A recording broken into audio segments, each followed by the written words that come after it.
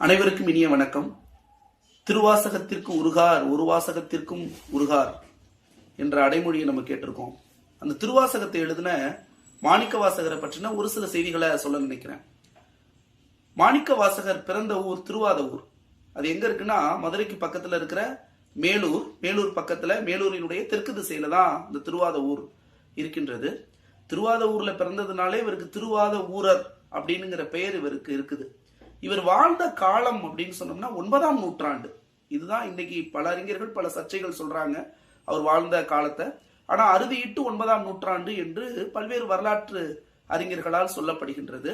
அவர் இறைவனால் ஆட்கொள்ளப்பட்ட இடம் எங்க இருக்கு அப்படின்னு பார்த்தோம் அப்படின்னா புதுக்கோட்டையில இருக்கிற ஆவுடையார் கோயில், அதுதான் திருப்பெருந்துறை என பதிவு செய்யப்படுகின்றது.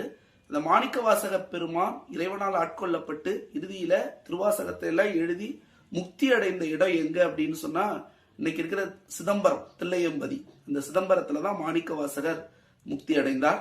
நன்றி.